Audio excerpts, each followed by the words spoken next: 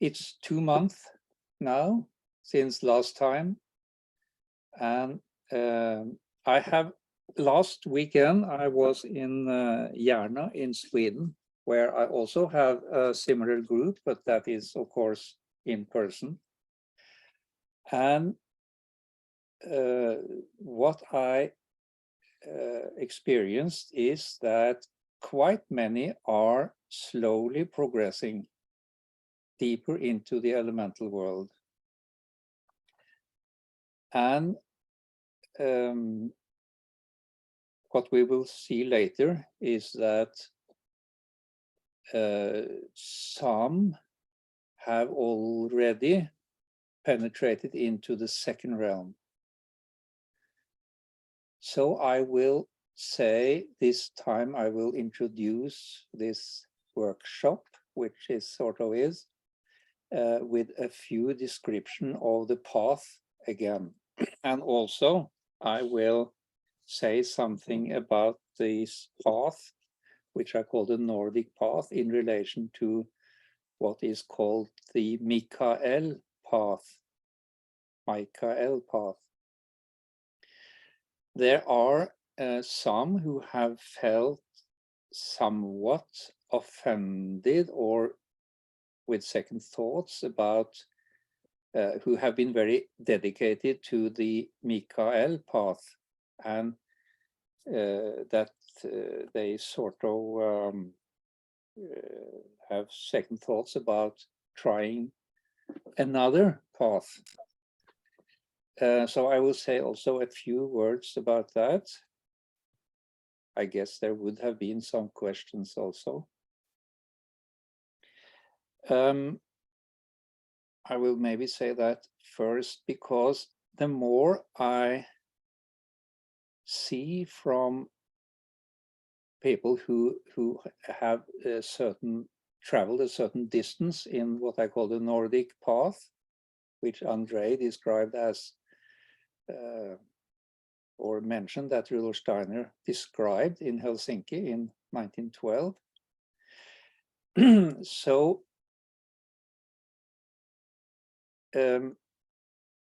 if we think about the first lecture of Rudolf Steiner, of the 19 lectures, where he described first this glorious world, and then, yes, with the color and so on, and life. And then we start to be aware of a certain darkness when we search our own being or our own spirituality. And then he mentioned when we then go into this darkness, we will be aware of a light. And that is the beginning, the starting light from the guardian of the threshold, or from the spiritual world. You can actually describe the whole Nordic path, which I have described, as just that part from you are become aware of the darkness until you see this little light. Because when you see this little light and start to have some communication with the guardian, this is the area where most people are stuck. Not all, but quite many, absolute most people sort of are stuck.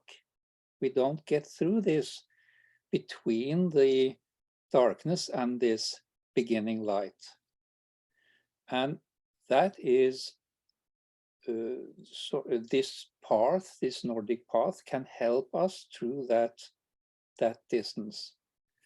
As Johanna von Kaiserlink described this path for Rudolf Steiner, and he said, yes, this is possible, but at this time it is dangerous, but not in the future. And the future is now. So this path is possible to travel. And then if you travel then this fading path, fading and merging, fading. First, you go out of yourself with your consciousness, and then you can merge into the white or the blue or the green. You can merge into a tree. You can merge into plants, a flame. You can merge into dissolving substances. Actually, anything of this world you can merge into. And then you start to see a movement. That is usually the first you observe. A certain movement, either up, down, or right, left, or front, back. These three movements are related to the three adversarial forces that are present in the elemental world. The luciferic, which moves up and down, the Ahrimanic, which moves right and left and right, and the Asuric that moves front and back. So in the first part of this elemental world, which I call the third realm, you meet more the luciferic influenced elemental being that has to do with form, especially form of the nature, form of the plants, medical plants, and so on, all things actually. And then, which now I have seen more and more, especially in Sweden, but I suppose some of you too, you start to get into the second realm, and that is dominated by insect forms. Spider forms, it can be small or it can be big. They move in different directions. They combine actually also with their legs in different combinations. And 3 or 4 persons in Sweden last weekend in Järna, this is the anthroposophical center in Sweden, they had this experience of insects or spiders. These are dominated by influenced by the Ahrimanic forces. And quite interesting, Rudolf Steiner say that if the Ahrimanic forces win or become dominant, the world will become like a spider web or like a world of spiders. And that is when we are unable to then penetrate this second realm. We leave it as it is. We don't go into it. We don't bring Christ into it. We don't bring our spirituality or our insights or our wisdom into it. And then it overwhelms us and the world. And that is so important that we do this exercise. Nobody have as yet reached the first realm, so I will not talk about that yet.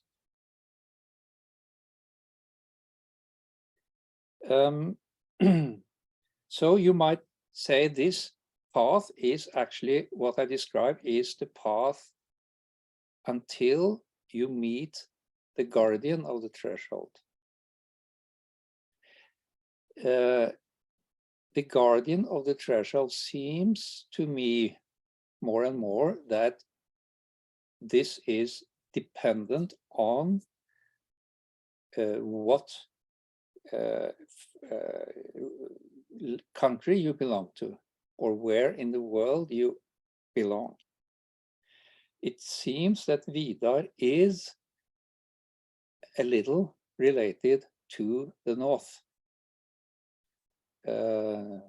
Norway, England, Sweden, Finland, maybe northern Russia, and this Nordic area. So it would be interesting to hear from others when you reach the threshold that this will be maybe other names of this archangel that dominate the threshold as a guardian. And the other thing is also to be important, the teaching of the guardian is individual. It teaches what you need to hear to go further. What sort of that comes also in the animals. You know, they are the counter image of your weaknesses. That your weaknesses. Some have more weaknesses in thinking, some in feeling, some in willing, or other properties of the soul. But this also I will wait with, because this guardian is a bit later. So, are there any questions from last time? And I have a new exercise for you. I have been thinking about that. It's important with exercises and maybe new exercises. And this is an exercise I have developed many years ago, but it is quite accurate, and it tells you exactly where you are on your path. But we do that later.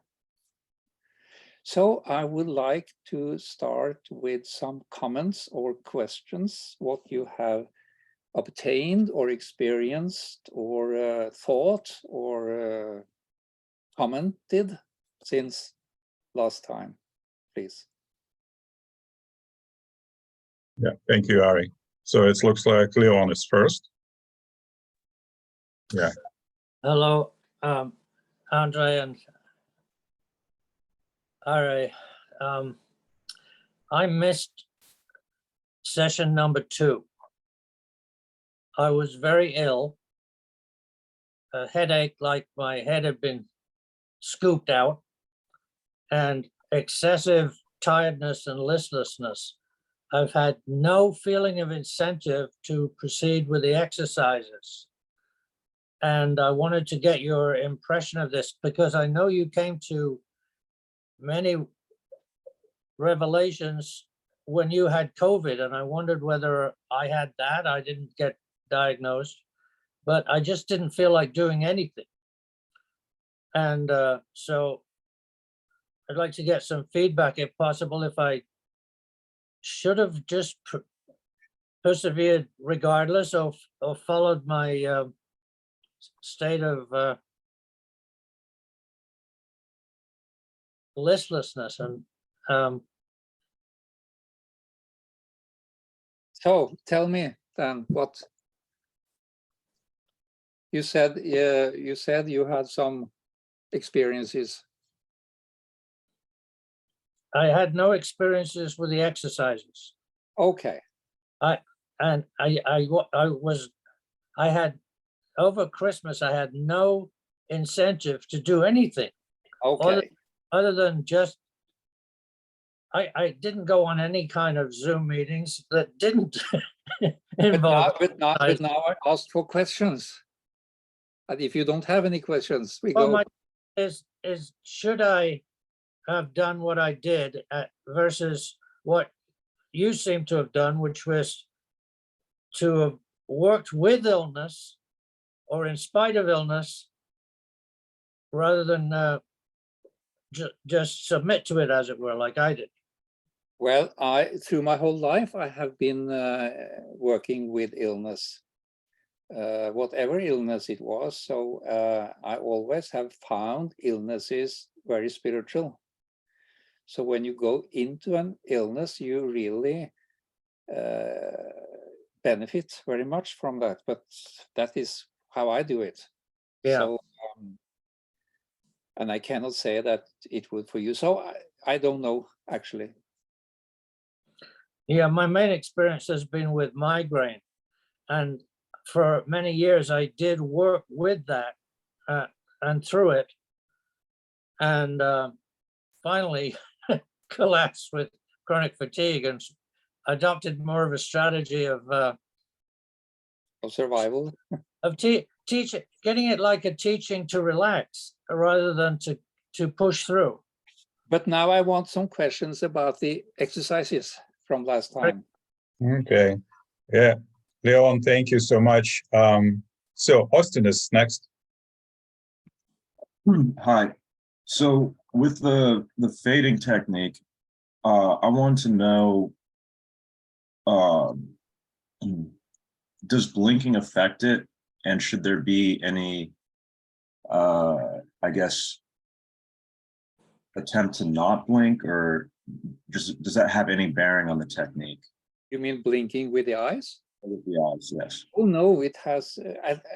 For me, it has nothing. It doesn't matter. No. No. And I call it actually more now that I've become important for me to be very clear in my expressions. I call it fading and merging, because first you fade out of yourself, and then you go through the space till this other thing, whatever it is, and then you merge with this other thing. So fading and merging. But if you blink or whatever you do, that is Inconsequential. I don't think it has any impact, or doesn't matter. Okay, thank you. Bob Robertson. Yes, I quickly now get to the point where I feel like there is a pulsing or light and little spaces of light that move. The best I can tell, they move kind of clockwise, but it's this pulsing little tiny. There's a space of light, but that are populated by, it seems like little speckles of light that pulse. And I'm wondering if that sounds like I've reached some place that I've merged to some degree.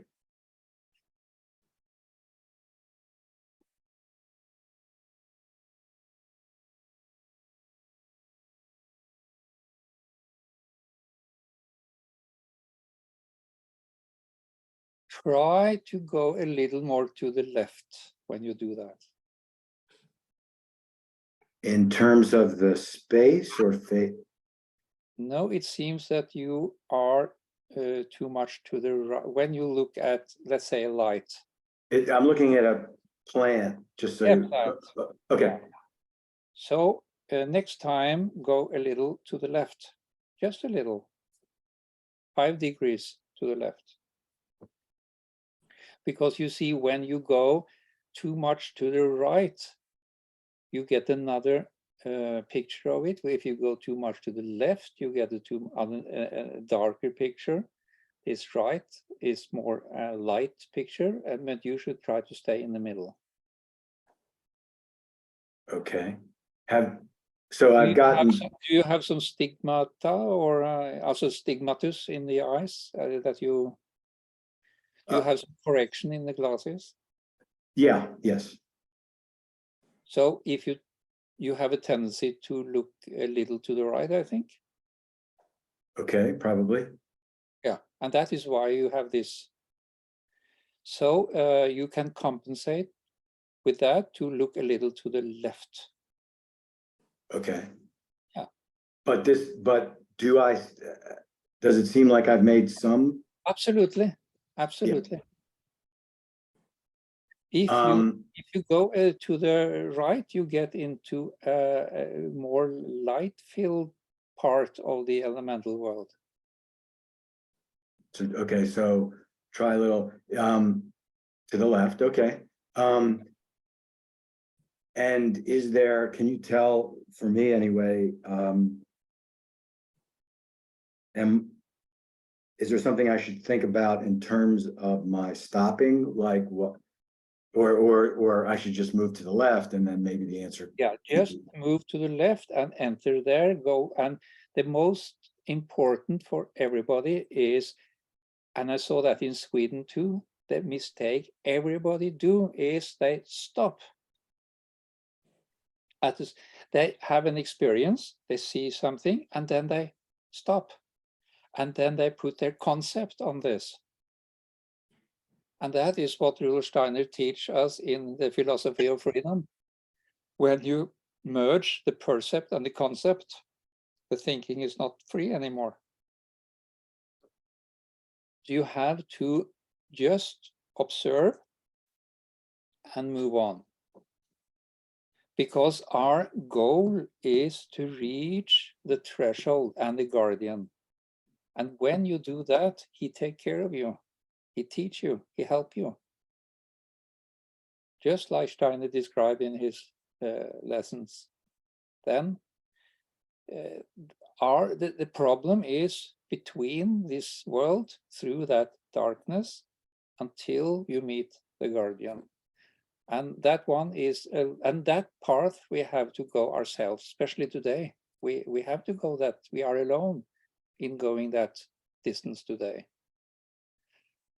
And then we have to try and fail.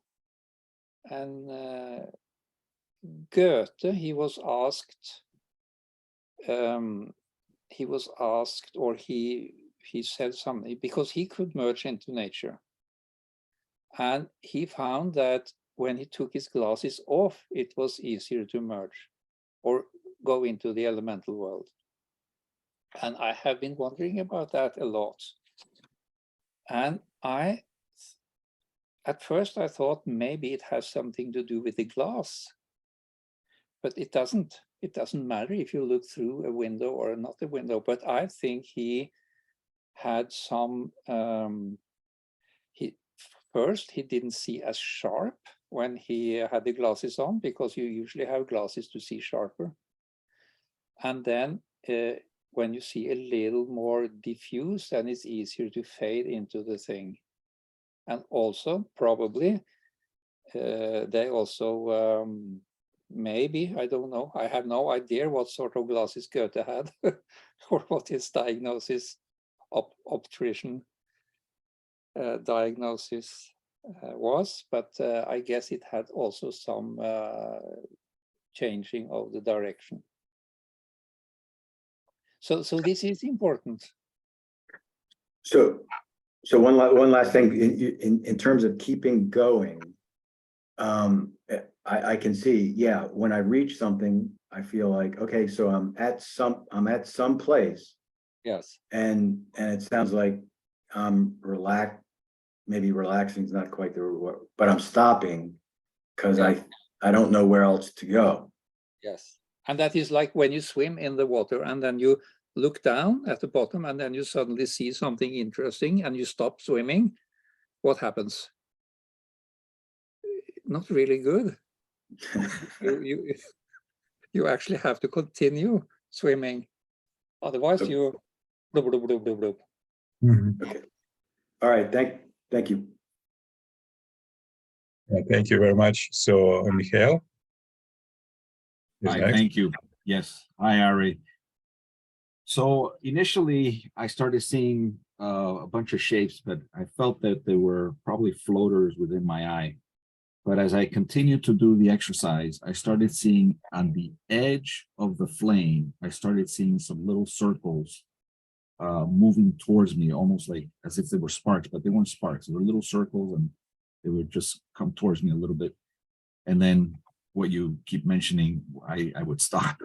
Yes. And I had a hard time keep going. Everybody do that. When they see something, they stop.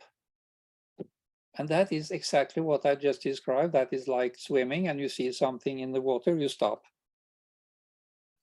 That is so important then. Just continue, observe it. Don't think about it. Don't put your concept on it. Just have it as a percept and then continue swimming.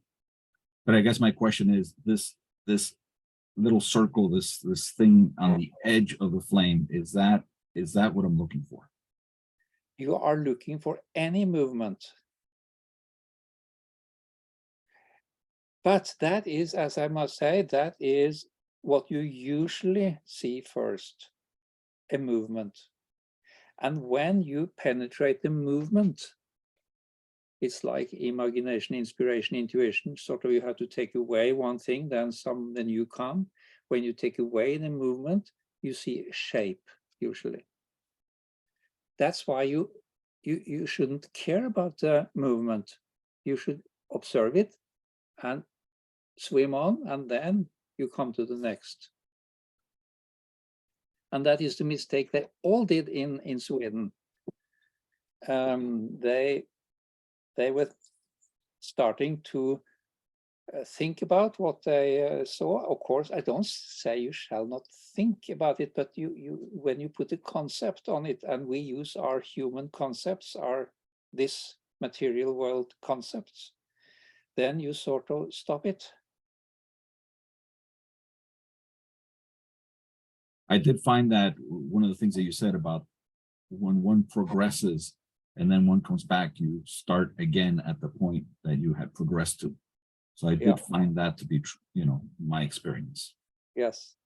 So, but you started at these dots, these circles. Yes. But you didn't go further. Right. Oh, that was a question. Yes. Yes. Yes. So till next time, because you're only then 1 meter of this travel of 1 kilometer, so you have just to go on. That is the important thing. Everybody stop. And of course, I did that for 50 years myself. I stopped at that and I played with that and I learned that area. But then I was, not because I was sick or COVID, it's just because I had this fatigue afterwards. So couldn't do anything else. So then I thought, just like an idea, okay, I go deeper. See what's behind, and suddenly it was a whole path revealing itself. And to do that, I needed time. I needed some hours every day. Actually, it's really some hours. Actually, the whole day. Yeah. So thank you very much. So Hong is next. Hi. Yes. Hi, Ari. Thank you. Hi. And I remember last time I mentioned, I also kind of stopped what he just mentioned. I also saw the kind of smoke like and also the white circle and form kind of sometimes the white circle also form some patterns. And last time you kind of checked me and you mentioned I stopped at the kind of 10s. So you encouraged me to kind of give me a little bit push so that I can go further. So after that, I tried to push me a little bit and also kind of very really pay attention to this exercise. But I feel like I didn't make some really progression. But I did notice that because I also now I'm taking my eurythmy training. So when I do eurythmy, I did see all this kind of these smoke things, those circle things just appear in front of me all the time. This didn't happen before. I don't know if this can also be called a little bit progress, but I still couldn't kind of go through this threshold. So this is very interesting what you say. Let me repeat it. When you do now eurythmy, you see more like these movements in the room than before. Yes, before I could only, when I kind of do this merging fading thing, when I look at the sky, I could see the smoke like and the circle like stuff, but I couldn't see that when I do eurythmy. But after I kind of practice these things, so very naturally when I do eurythmy, they just come appear. And Mhm. that is also, I heard several say that not necessarily when they train, but it starts to appear in everyday life. Mm-hmm. And then it, because as I've said, when you have come to a certain stage or certain point, you Mm-hmm. are there. You can go back there. Maybe I express myself wrong when I say you can then, let's say you have reached stage 2 or 2 meters, that you can go back there. Maybe it is like you are there. Mm. And then you have your life and you have your job and you make your food and still you are there. And then, Mm-hmm. and then you suddenly see things in these things you do, and oh, I haven't seen this before, or there are more now movements or even faces or elemental beings suddenly in what you do. And I have also to say this takes some time. That's why we have 2 months between.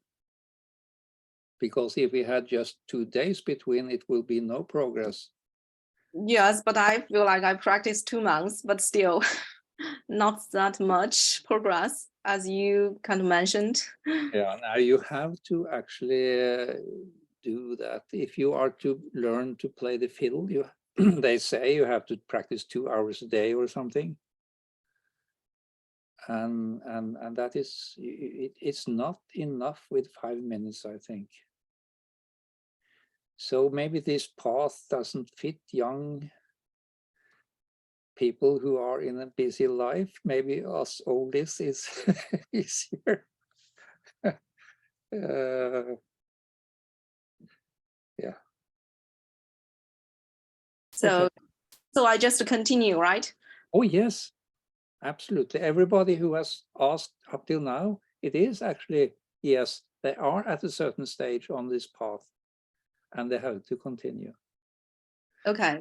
And using maybe a little more time. Okay, more time. Mm-hmm. How long time do you use a day? I think maybe you mentioned kind of 15 minutes or sometimes half an hour at Oh. most. Okay, well, that's something. Okay. That will bring you further, of course, and you have time, so doesn't matter. It takes a few years. So, okay.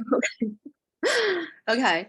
So for me, I think the sky is the easiest one for me. Yeah. But for other things, not that easy. That is also very, very individual. Some Okay. find it much easier with the blue sky, some with the white snow, some with other things, light. It is so individual. Okay. So Mm-hmm. you have to try different things and then see or feel what fits best for you. No other way. Okay. And also my question is that movement is for me kind of like the movement of the air, right? Kind of in the air, something in the air. Because if I go through the glass, the window, I could also see.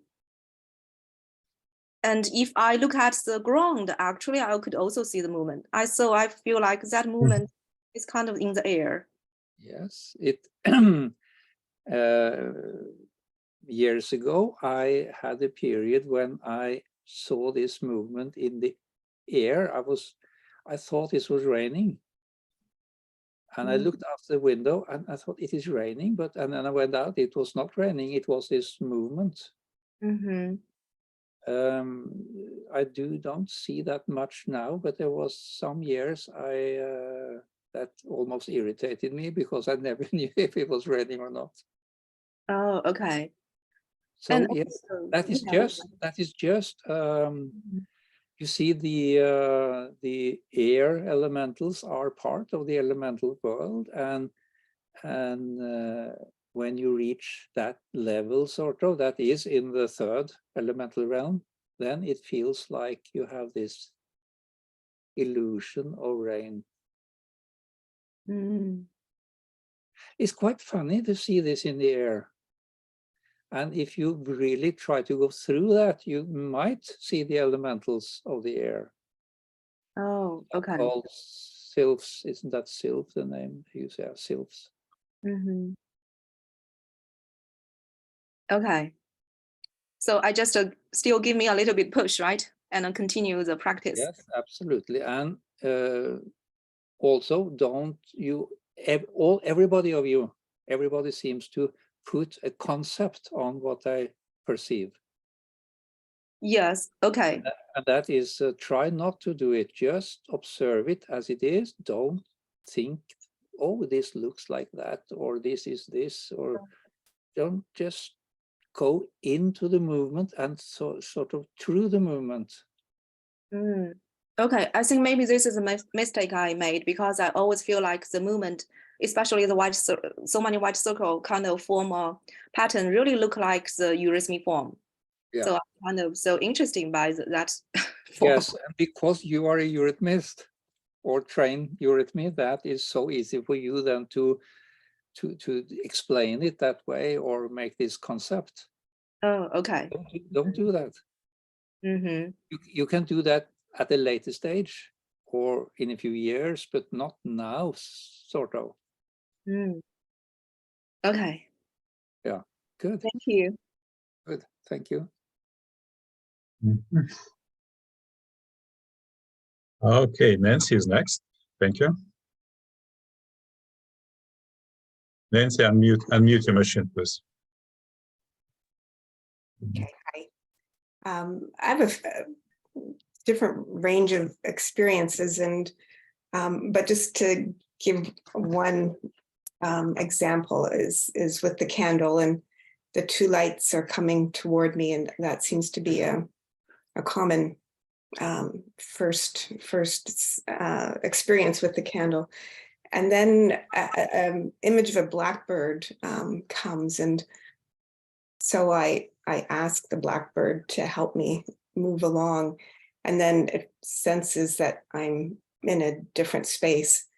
And then it's like Ahriman itself is in my own continents. Sort of his smile is in me. And then I'm trying to keep moving with that, and it's a very long path, sort of an arduous kind of movement. And then there's a bit of a melting, and then I'm in a bit of a softer place. And my heart feels warm, and there's a sense of light coming up on both sides of me, which I don't want to draw attention to too much either.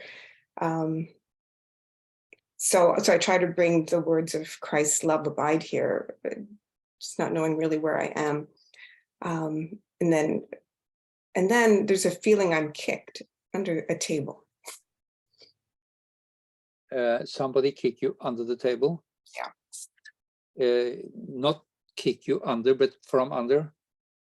Yeah, as if I'm not at a table, but in my, where I'm at inside, or I'm at a table and there's a feeling like someone's just kicked me. Oh. That is also sometimes I've heard this being kicked from behind usually. Mm-hmm. And you mentioned the adversarial forces of Ahrimanic origin, and I think it is that. Mm-hmm. And what you explained seems to be very close to the second realm. And that is the Ahrimanic. The Ahrimanic is also in the third and in the first, but they are more in the second. So, like you said, don't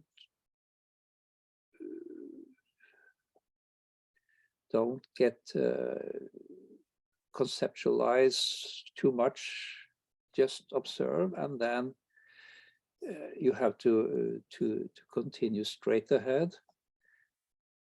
And then for you, maybe it will be also an experience of the first realm, not in not a too far future. And there it is also very important to continue straight ahead. So continue straight ahead. Don't let you be distracted. And it seems you're doing it quite well, actually. I feel I'm very connected to the Aramanic world, and that my dreams are like after our last session together that night, I had very powerful dream of Aramanic forces, and I have them quite pure, especially when I do an exercise that's been powerful that night. I will have an experience of an Aramanic force in my dream that's quite disturbing generally. And then it is these three things that Steiner say there to counteract this adversarial, that is faith, hope, and love. That you must sort of have these three soul forces to grow wings and fly over this abyss. Yeah. This when I did it yesterday, moving into the light that was circling, the word Mani came. But I don't know.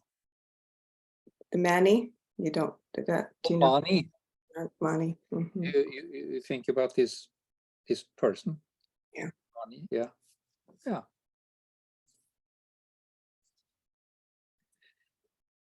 He is one you will meet after a time, and the same as with Skytianos and later Mikael. But first is first you must go towards the threshold.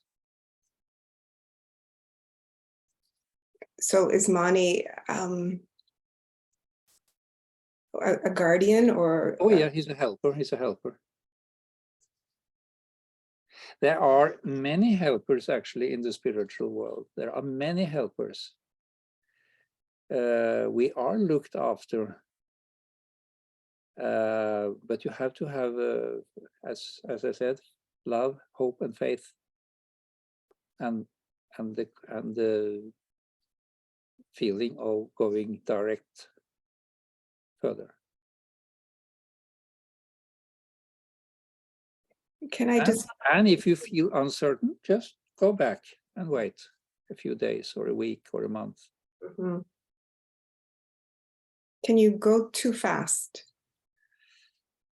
Yeah, I think so. Mm-hmm. I think patience is very important in this traveling.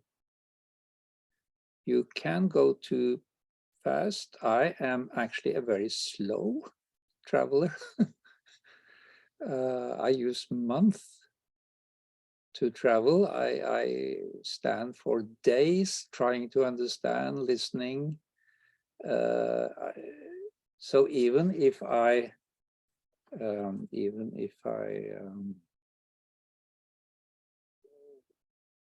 seem to be advanced, I'm not really that.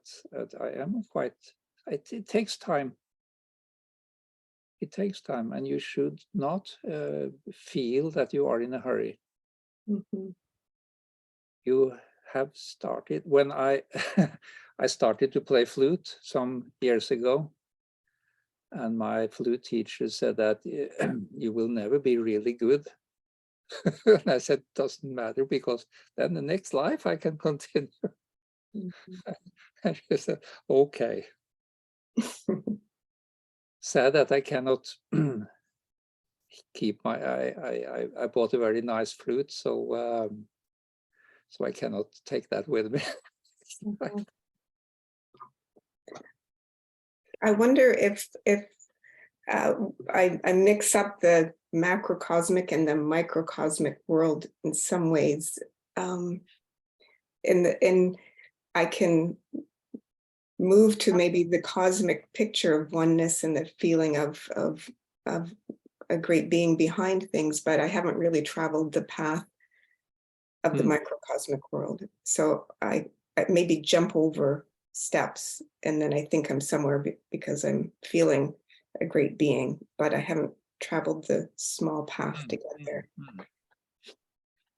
try to go in this merging, fading, fading, merging straight ahead, and don't go too much. If you read these old books, even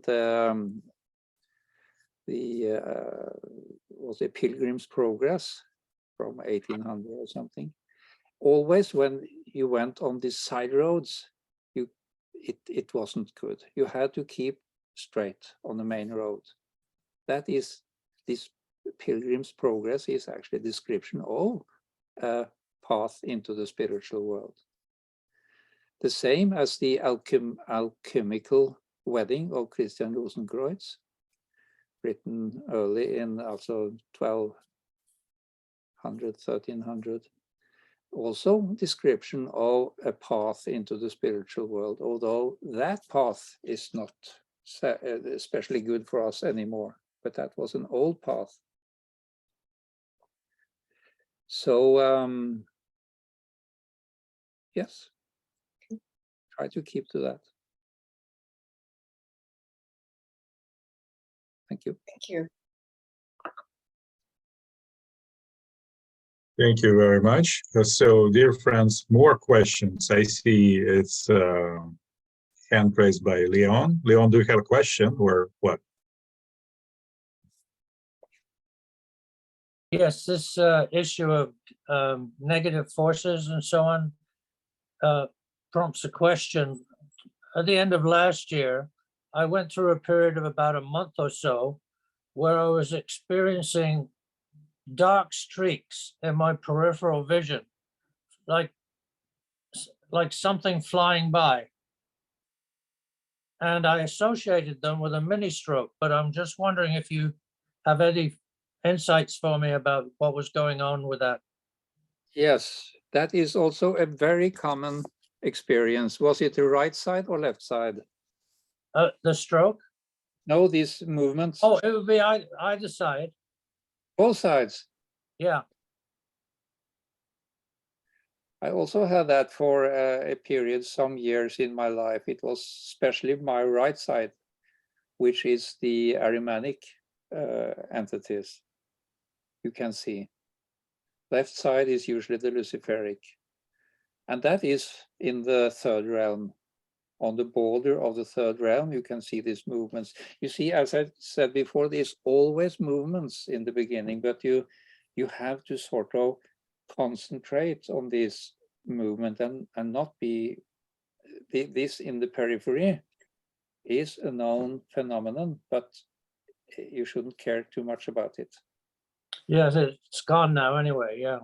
Thank you. Good, for me too. Okay, thank you very much. So, dear friends, more questions or experiences? Don't be shy.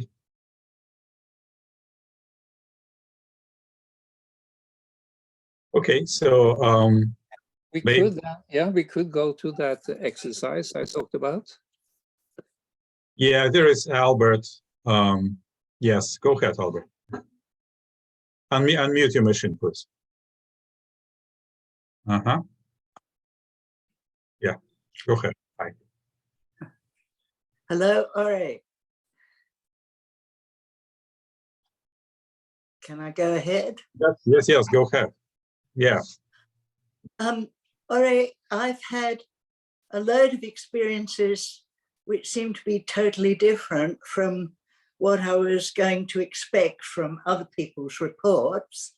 About the first or second time I tried, the candle completely disappeared all of a sudden, very quickly.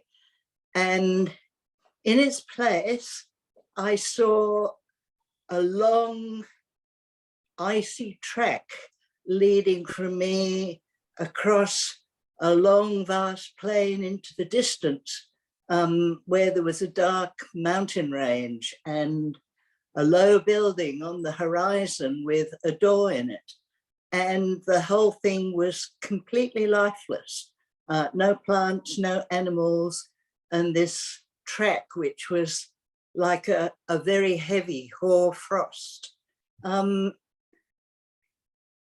I didn't know what to make of it. So I kept persevering. And then sometime later, it changed into just a featureless, flat, snowy plain, still leading across to mountains with a sky behind.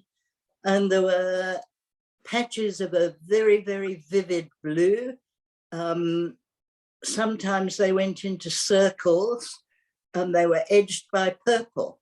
And then they'd go the other way and they were purple edged by blue. So I persevered again. And sometime later, suddenly the landscape changed. I was still seeing a landscape, but it became colors of brown and cream, and it was like it had all thawed, and I was looking at tundra or a desert or some type of not snowy landscape, but more a desert landscape, but still the hills in the distance. And this time there was a very, very pale blue on the sky above the range, and still not a sign of life. And up until now, I'm still stuck there, and there are no plants, no animals, no beings of any sort. Can you tell me what has happened? Well, first I can say that, and all this was with the light.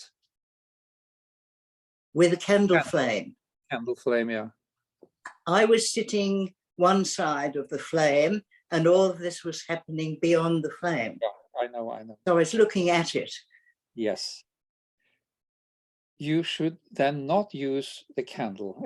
You should use something much, much more sort of difficult. This is you what you describe. If you have read my books on this path, have you? Parts of them, but not all. But I describe this as a later stage. Oh, I'm sorry, I didn't realize it was already there. You went too fast. So you should hinder yourself. Use not a flame. Use or a candle flame. Use something. Use a plant, maybe. A pot plant. Pot plant, not pot, but a pot plant. Yes. Okay. And can I ask you one thing about that quickly more? When I saw that snowy track, I immediately thought of the track that connects Stonehenge to the River Avon. And I think the reason I thought of it was that I had read that there were glacial striations, glacial streaks left over from the Ice Age, and the track to Stonehenge had followed the line of those streaks. And I had just the same sort of atmosphere as when I had read about that in Stonehenge. Is there any connection, or is that my mind becoming too active? That is, when you are on that path there you described, then it's very, very individual. But right. The point is to go to the mountains, like you said. And also the first time I crossed that plain, it was without life. Ah, right. And then I had to sort of I have to do this fading again. You have to fade into the plain, and then the life appear. You see, you can do on this track, this path, you fade and merge to get into the third, and you fade again, second fade. Also, this is fading, merging. It's like Steiner described in imagination, inspiration, intuition. You have an imagination, and then you have to take that away, and then you get the next level, and you take it away. At the next level, you take it away. And that is not only for those three. That is a continuous method you can use on this spiritual path. You always have to take things away or go not take them away, but you merge through them, you go into them. And it seems that, but that is what I would have told you. But I would actually like to slow you down. Yes. Fine. By using a plant instead of a candle flame. Thank you. And take it a little easy. And this is a question about whether it's different for a woman. I'm still trying to, I'm still trying to feel my way into the right way of approaching it. And I know with men, I mean, men are electric, women are magnetic. Men want to push it out there, women want to pull it in. And what I did notice was that I never moved towards the mountain range, but it kept moving towards me. And I wondered if that was a gender difference or anything. You tell me later about that. Okay. I have this inability to know because I've never been, at least this life. Okay. So I'm not sure. But that we will in this group maybe find out after a year or two doing these things. But as the first thing I will ask you, do exactly as you've done, but use a plant, a pot plant, maybe a tree. Take it more slowly. You definitely have trained this before, either consciously or unconsciously. Both, yeah. Thank you very much. You have trained it before this? I was on the inner path and I got to a certain level where a lot of those things, past lives were coming back, put it that way. Okay, then you are actually quite advanced and you have to go this outer. I want you to do it slowly, not use that benefit you have had with the inner path, because starting to experience past lives is actually quite advanced. So I've got to start again from scratch. Yeah, try to do that. Yeah. Thank you very much, Harry. Thank you. A big plant. Thank you. Not a small one. Okay. So it's a question from Bob Robertson again. Hi, Bob. Yeah, quick question. I have these, it doesn't seem to be connected to something in particular most of the time, but I have these experiences of that my heart has just really warmed. And yeah, it's just a much bigger feeling of warmth of heart, just generically or generally towards a person or thing or experience. And I wondered if our doing this work naturally, our doing this exercise might naturally unfold this. I didn't get your question, sorry. You have to rephrase it.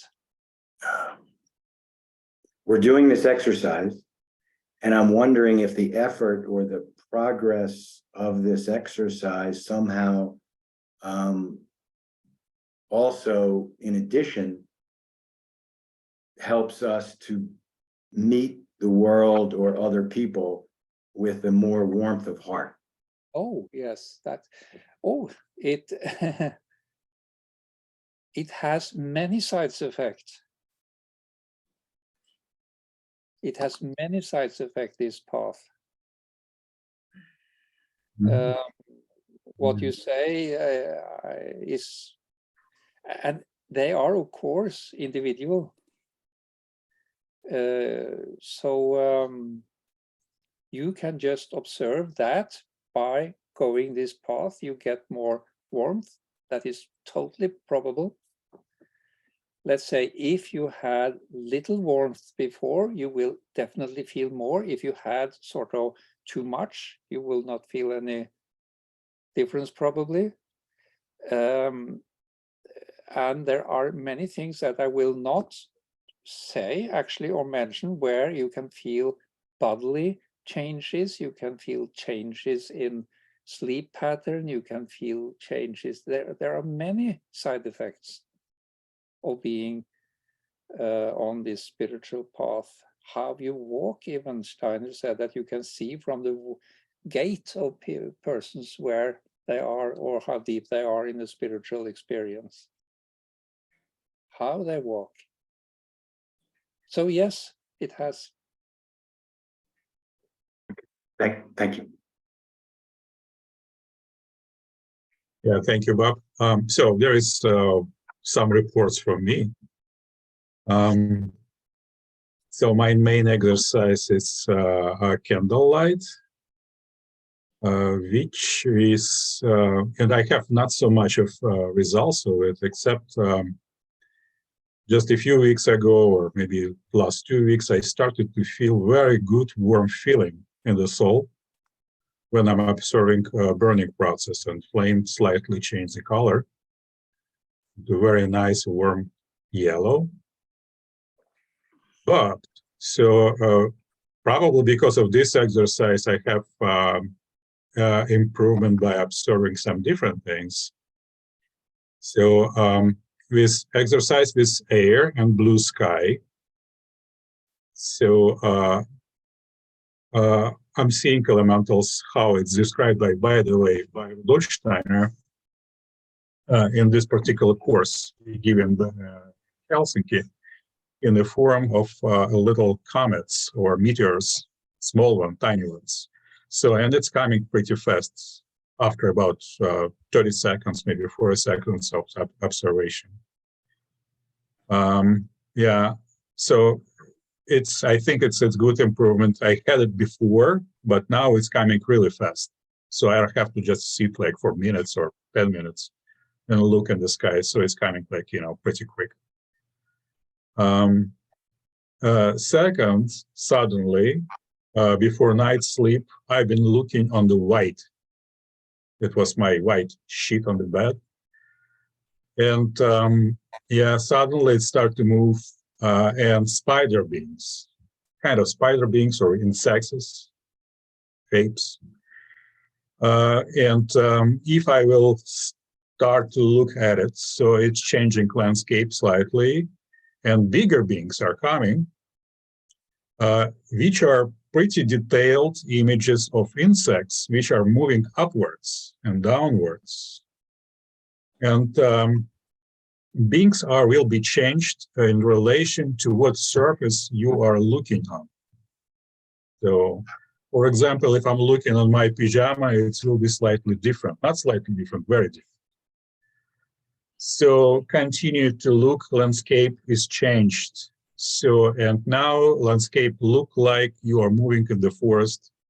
Of course, it's not forest, but it's a vertical uneven line, which are not straight with round lights. So some lights are like, 3, 4 together. Some of them, they are just separated, just, and you're moving through. It's actually quite interesting, quite beautiful landscape. And then if you're moving more after a minute or two, so you moving through landscape which look like canyon. So it's uneven, non-straight vertical line, and some formations which just look like beings are very detailed, are inserted in the walls. So it's yeah, and you're moving forward, between them, between rocks, let's say rocks, quote unquote. Yeah, and so I had this journey, and it took probably about maybe 10, maybe 15 minutes. So this is another thing, and from time to time, before night sleep, so very quickly, I can see a pair of eyes appearing in the dark, and they are every time are different. A pair of what? Pair of eyes, which are look like eyes, human eyes, but they are not human. They're not human. Sometimes they look like eyes of reptile. sometimes something different, so kind of very stylized. It's just not humanized. It's not. So yeah, this is my little report. So. Good, thank you. And well, there were no sort of questions there because what would have been questions is already answered, I guess. It is something that everybody have to be aware of, that is the appearance of the spiders and the insects. Then you know you are at least travel a path of the elemental world.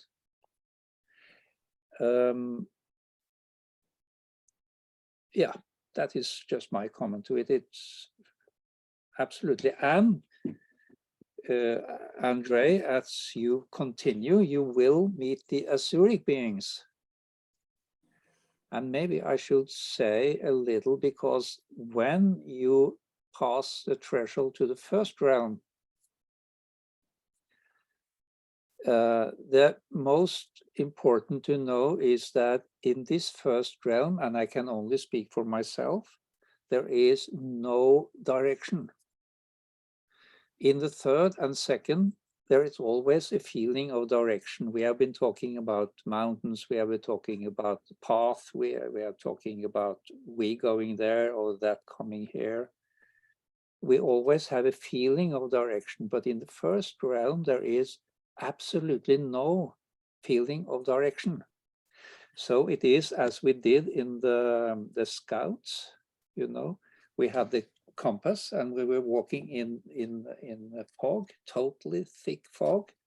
You have no feeling of direction, but you just looked at the compass and you walked exactly after the compass, and then you found your way home.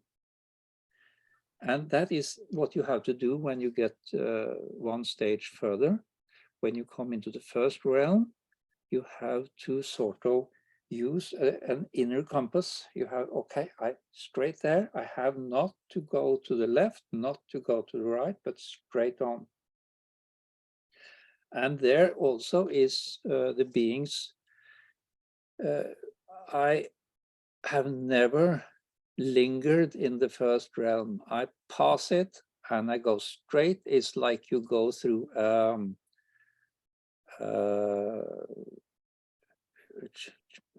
toilet, Chinese or Italian toilet room, you know, with all the holes in the floor, and you just look straight and you pass. You don't stop and linger there. That was funny. Yes. So that you have to know, Andre, or also the others, when you come to pass the spiders. Okay. Yeah. Mm-hmm. Yeah, thank you, Ari. Thank you. And now I will teach you a new exercise that we haven't done here before. And that is an exercise I used for my students to check if they were over the first threshold into the elemental world. And that is, I have been thinking about that yesterday and today, and I think I will introduce it to you. And that is by the use of sugar and a certain quality of the pulse. If you now, everybody, can get some, you can have 1 minute and get some sugar cubes or loose sugar or whatever, and put in front of you.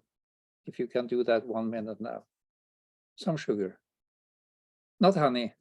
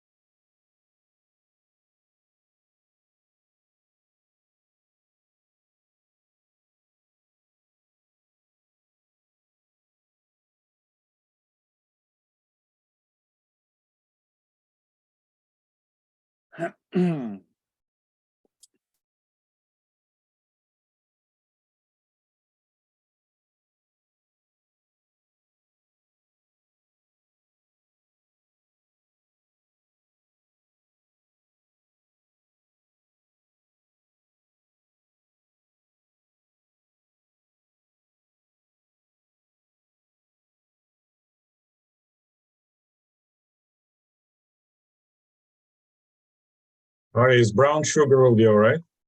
Yes, all right. Brown sugar is good, white sugar is good.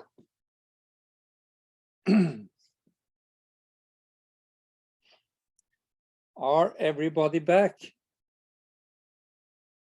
How do you know that? We don't know. So We don't know, but we try. So it seems that quite many are back at least. You see, the elemental Rudolf Steiner, he was drinking coffee with, who was it with? A priest in the Christian society. Rittelmeyer. Yes.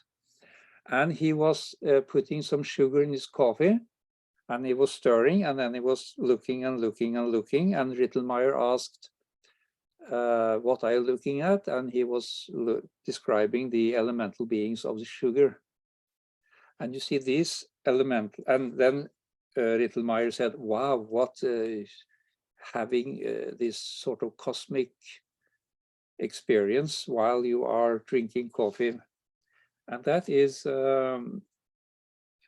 one of the easiest things to observe. And also an effect of the elemental being of the sugar. That is especially liver toxic. The liver elemental being in our liver does not like very much the elemental being of sugar. So when you thus take a pulse, I will teach you the way to feel the energy of the liver through the pulse diagnosis. And that is done like this. You hold your left wrist like this, and you take your right third finger like this.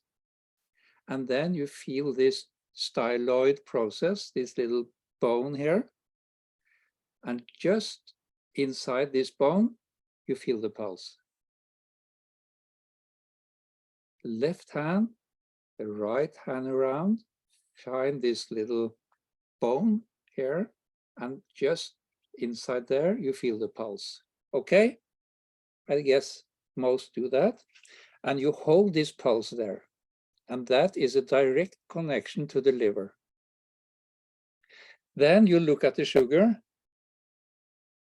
and then you merge into the sugar. And when you do that, the pulse almost disappear or get weak.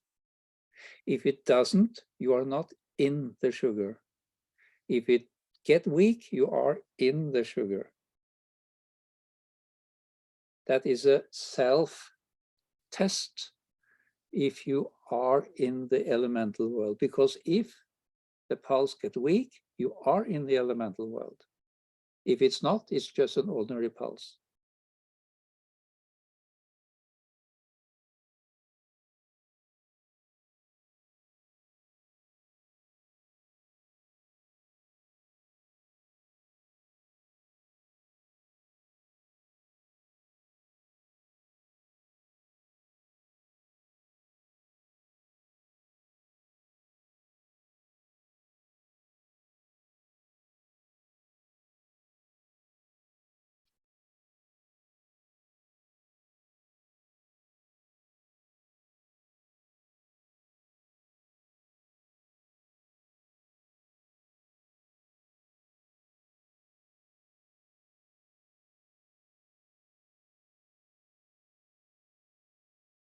Do anybody feel a change in the pulse when you merge into the sugar at that point? Yes, I do. I did. Yes. Yes. Yes, very much. Very much, very good. And that's enough. You don't have, everybody don't have to answer.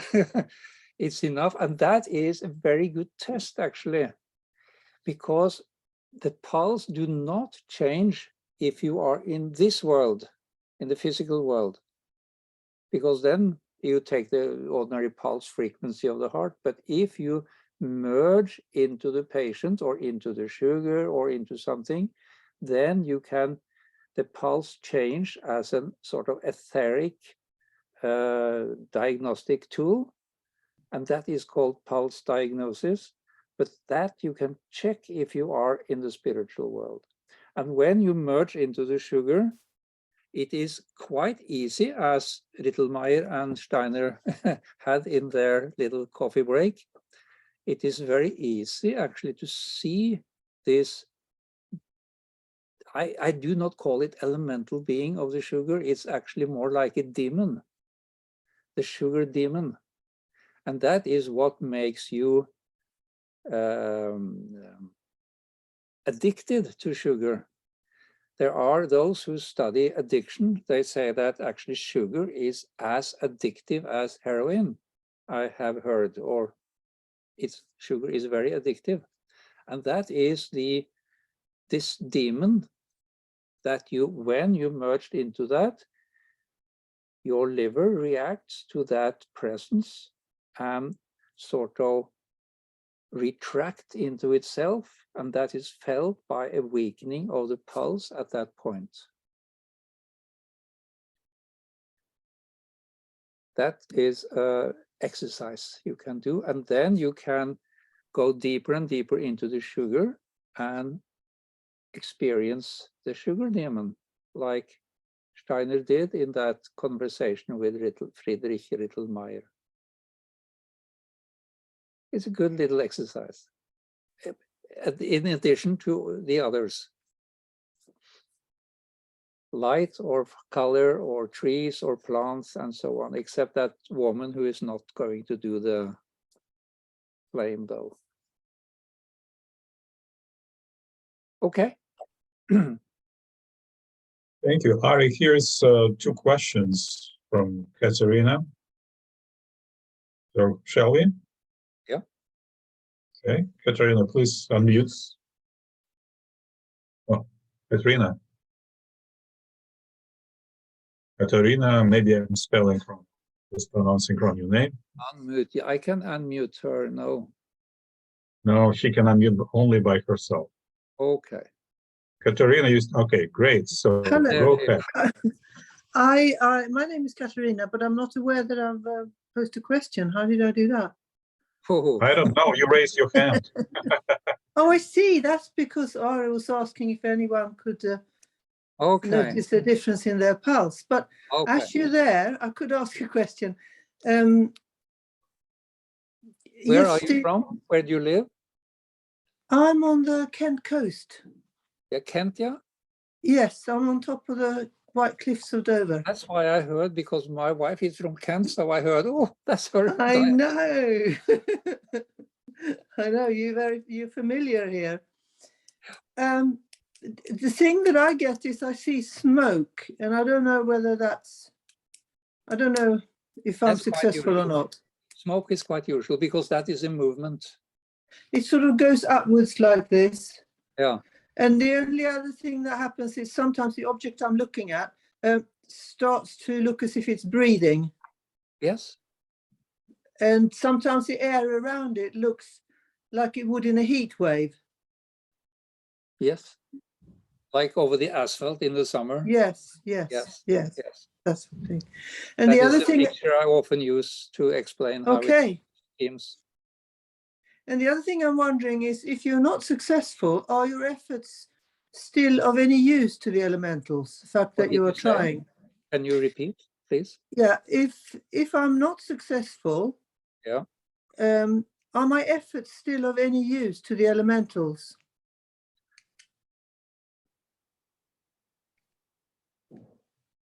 I have never seen anybody who are not doing anything. You may be slow and you don't think you do anything, but everybody do. Okay. It's like training a musical instrument and say, oh, I am not good. But if you train guitar a year, you are better than the year before. Okay. Everybody is.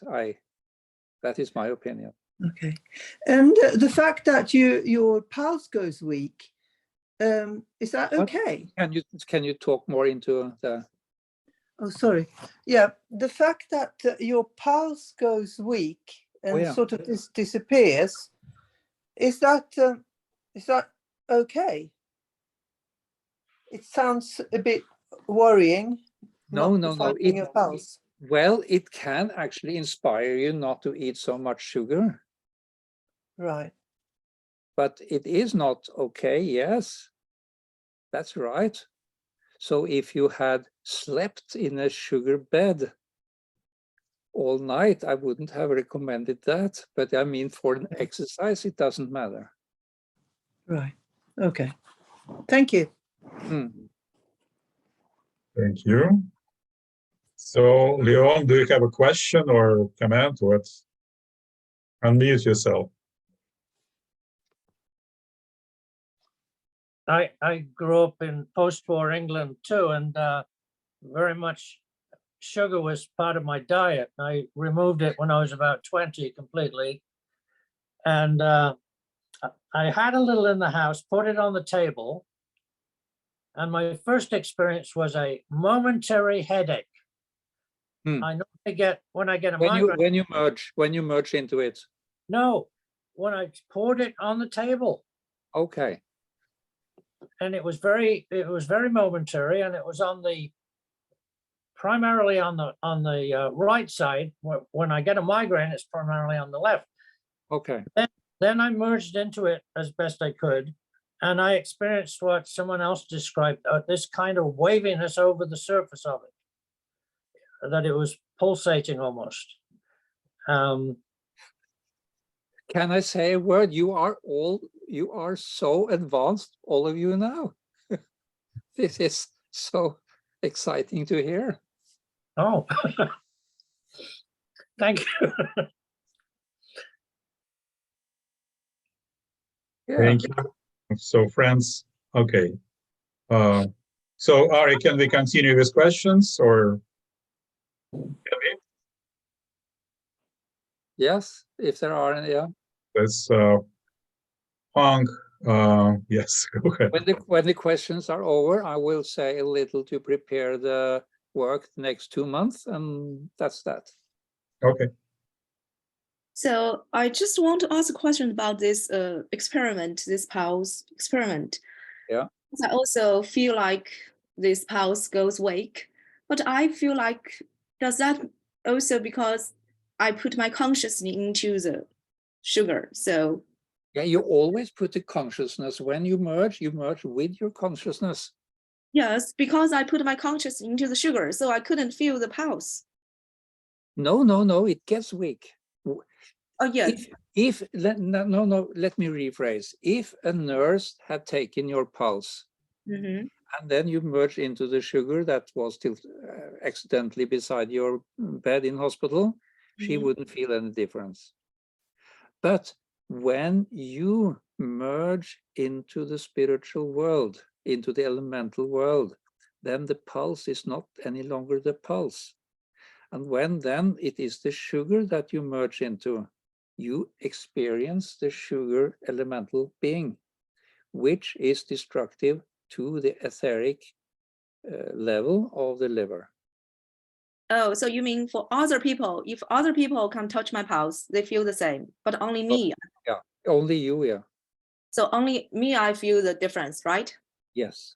Oh, okay. So that clarifies, because I remember you mentioned actually all this experience should be not in physical, kind of should be, right.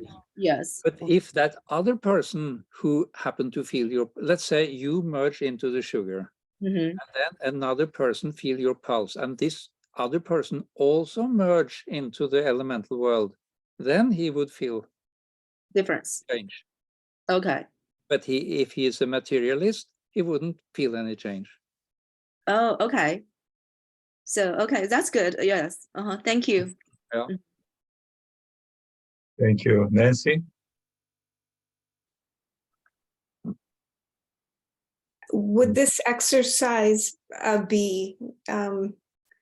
do the same thing with another substance?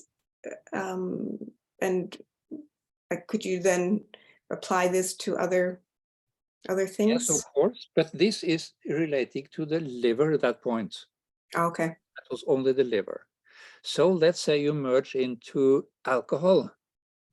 It would be the same, but I suppose not all of you had a bottle of whiskey standing behind the computer.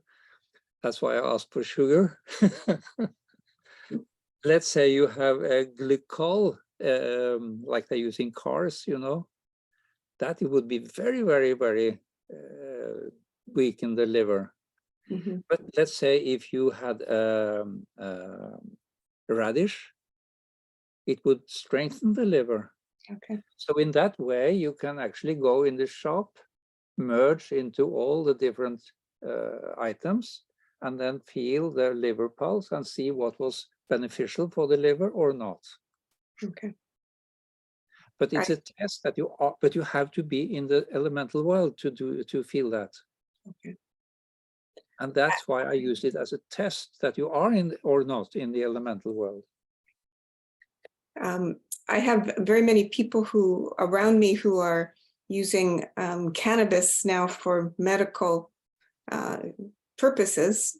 But I'm wondering about the elemental being of that plant and how that might be impacting the etheric body. Of the liver? Yeah. Yeah, or then you have to test it then. Test it, did you say? Yeah, then you have to test it. You take this liver pulse, as I taught you, you merge into the cannabis, and then you see if the liver got stronger or weaker. Okay. And also think that this is maybe individual, maybe some people do not get healthier sort of with cannabis, and then it will get weakened. Maybe some people get healthier. That is possible. I don't judge positive or negative there. I just observe. Then you can measure this on the liver pulse, and that is only for the liver. This is not for the kidney or the heart or whatever. Right.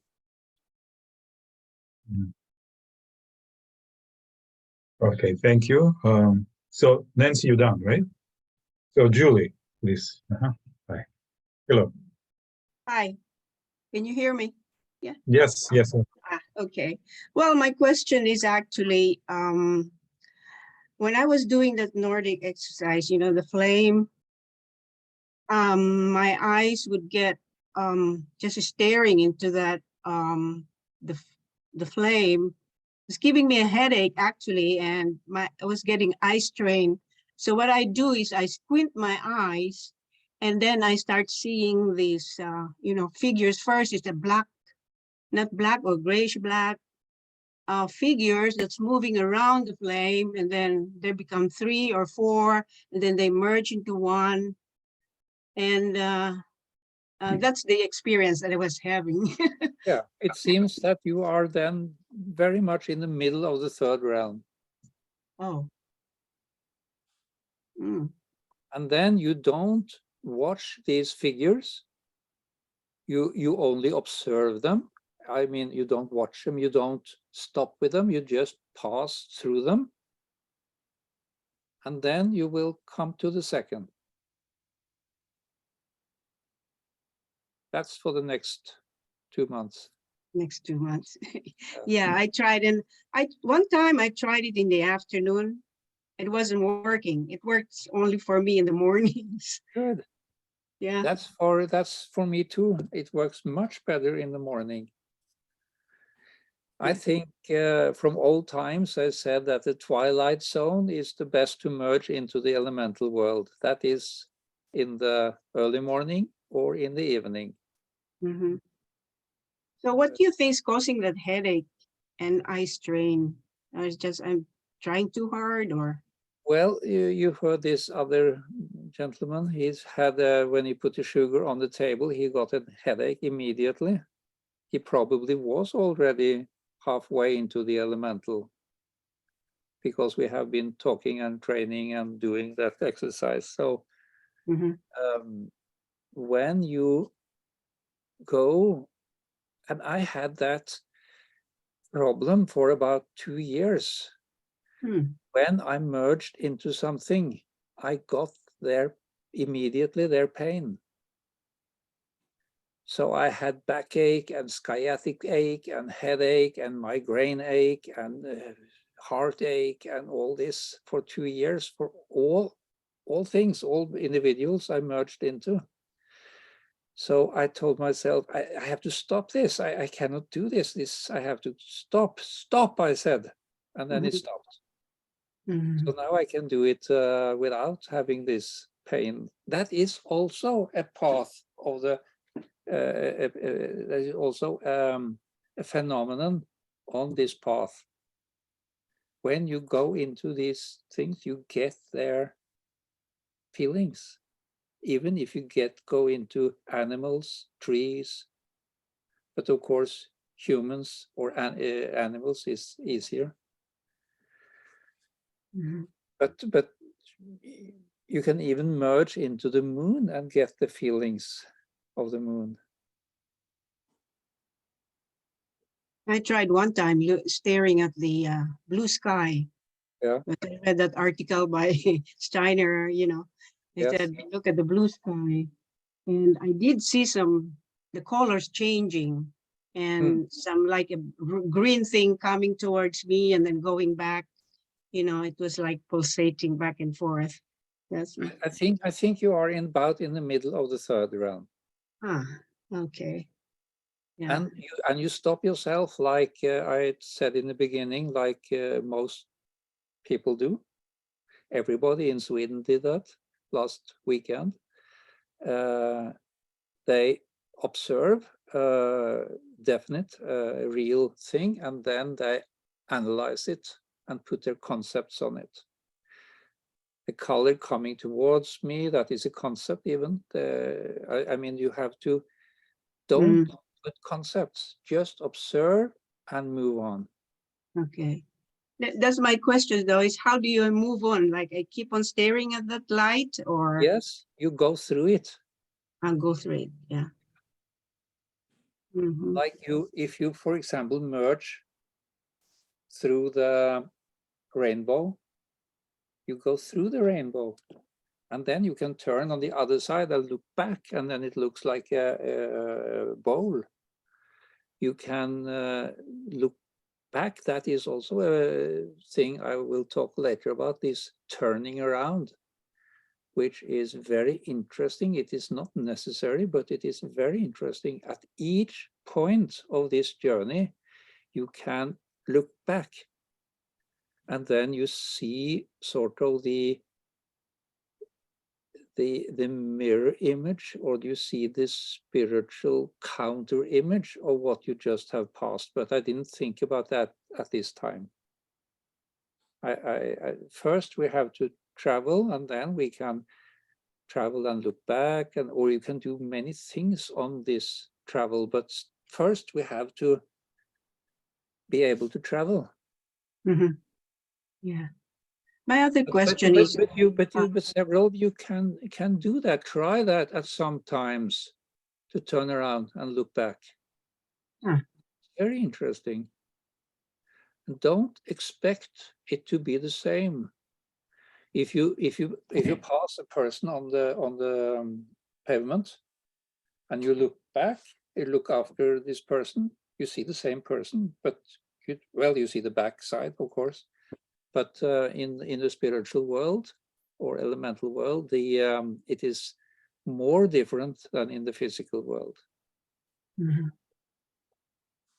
You meet the personality much more when you turn and look from the other side. I see. Yeah. Almost like you go a step up in spirituality. I mean, from ether to astral, from astral to personality, and so on. Do you give any workshops on healing, like, the Christ consciousness? How do you bring that in? Yes, I do. Is there any way of getting information about that? Well, you have to ask. I have to ask you, and I Yeah. mean, I can just will give- email. I will, but there is no seminar or workshop on that now. Mhm. I guess maybe one in England. I often put it in when I do a workshop on this traveling in the elemental world. I often put in some healing aspects, or because when you are in the elemental world, and that I will talk more about later, you can do things there. And Rudolf Steiner described them in the third elemental realm. You can do hygienic occultism. When you go into the second realm, and only then you can do mechanical occultism. When you go into the first realm, you can do eugenic occultism, or you can say you can give birth or you can kill. If you have seen Star Wars, this is a film. Have you seen that? Yeah. Mhm. And there is a person there called Darth Vader, and Yeah. he can stand on distance and do this with his hand. Right. And that is when then he go into the first realm, and then you can actually do that. Huh. So these three occultisms can be done from these realms. So the most interesting for me in the healing is, of course, to go into the third realm and there do healing, like the midpoint or the Christ consciousness, or what I have been talking, that I've done for many years. So that is for me very interesting. But that is another thing. That is, first we have to learn this path. Then we can see what we do on this path, like the three occultisms, like turning around, looking at things from the other side, and of course, continue to reach the threshold and your guardian of the threshold, which for me is Vidar, of course. Mhm.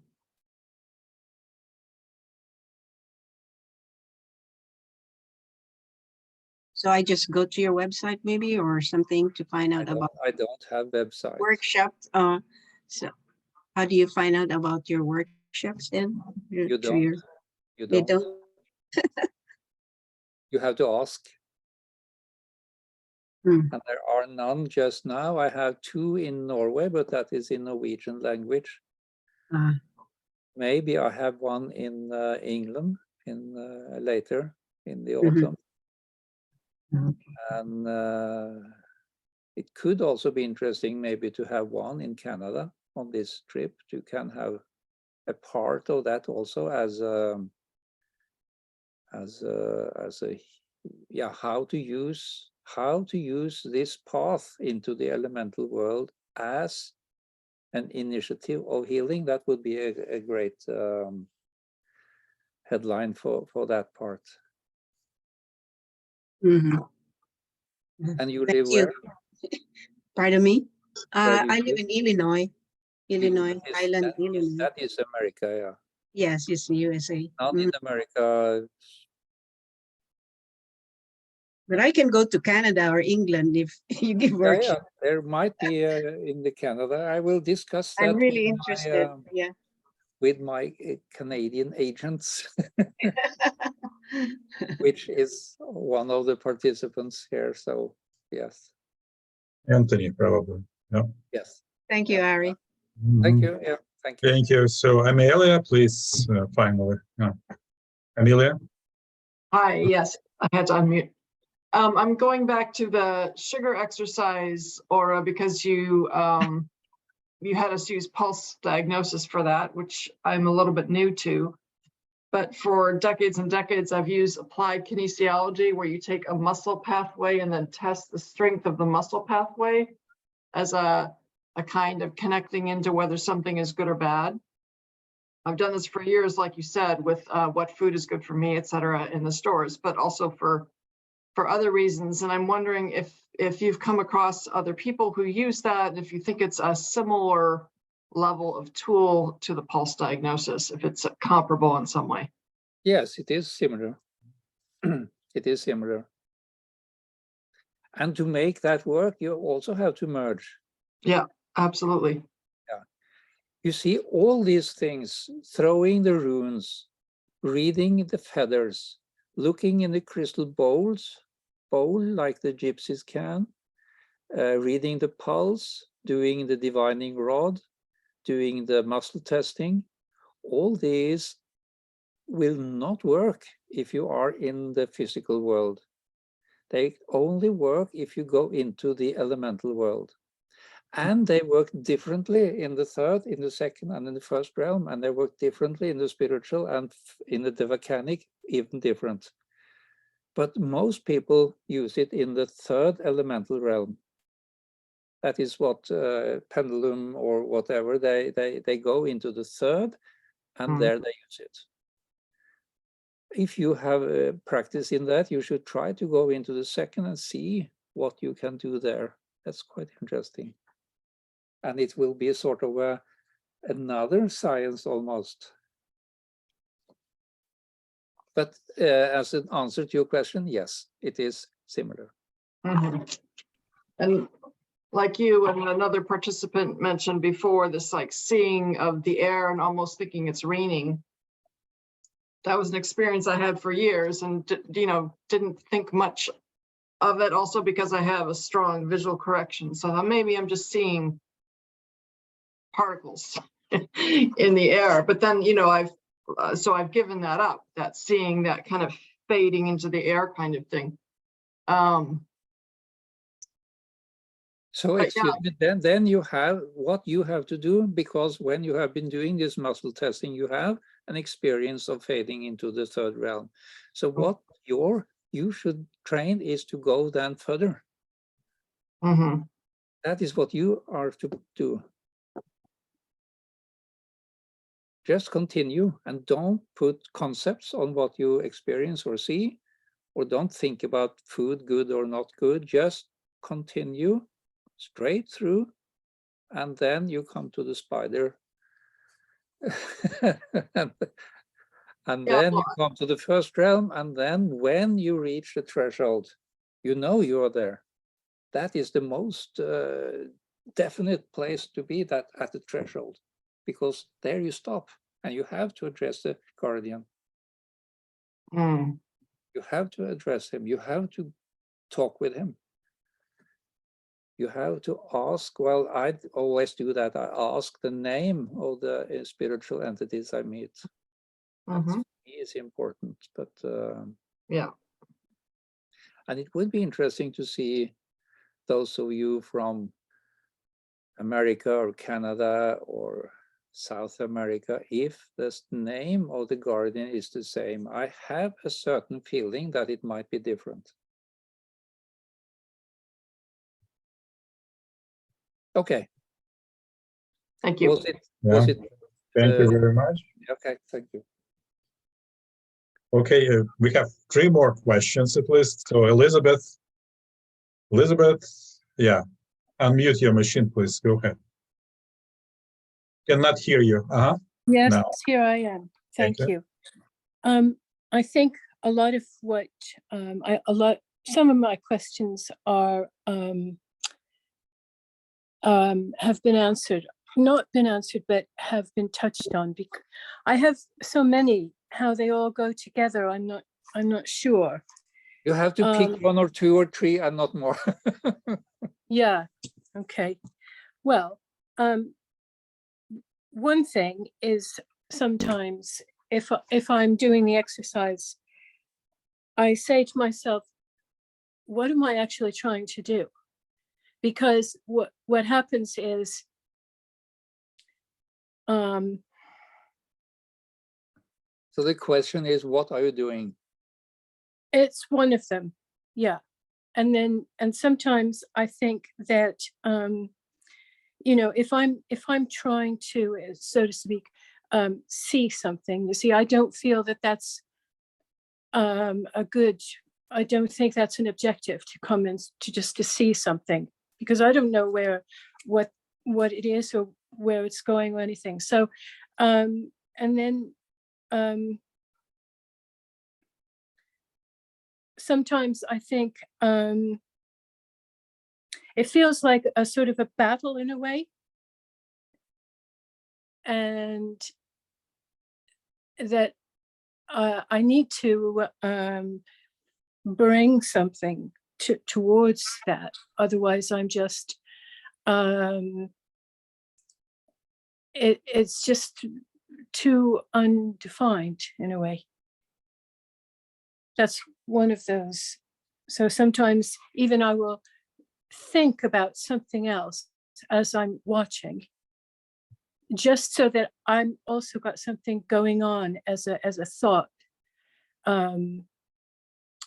content. Well, can I say something about that? Yeah. And what I have told several is not to you say it's sort of undefined, and that is correct. It should be undefined, because at this point you stop yourself when you define it, because that is to put a concept on it all. Mm-hmm. So that is good. And in the beginning, the first you see, let's say you walk in the forest and you are totally alone. And then you see a movement far away. Oh, and you travel towards that, and you try to find another human being there. The first you see is a movement. So, and what you do is to actually enter the elemental world. You are looking for movement, and then you go towards or through that movement without defining it. Mm-hmm. Yeah. That was number one. Do you have a two? And then I mean, I do that, and then I ask myself, well, where am I going? What am I trying to do? You see, and then I mean, you mentioned here, you know, ultimately meeting the guardian of the threshold. That is the main goal, yeah, at this point. Yeah, yeah, and then speaking about how to use as a means of healing and things like that. Well, I'm not looking at that right now. You don't think about now. No, you think about walking this path. Mm-hmm. Okay, and what about that? About I mean, maybe you. I don't know if you understand what I mean, but what about say I'm looking at a plant, okay? And then I say to myself, at the same time that I'm doing that, I'm going to imagine a star. Just so that it's kind of like an even ground, do you see? I don't think you should do that. You should only go through the plant. Don't imagine a star. Mm-hmm.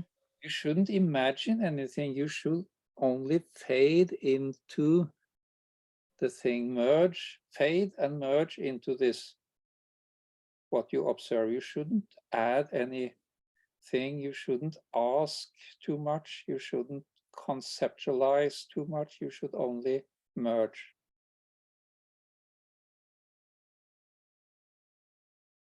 Yeah, and then if you're just sort of seeing all sorts of,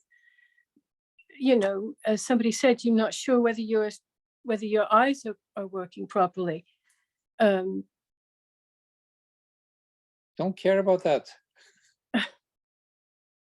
Yeah.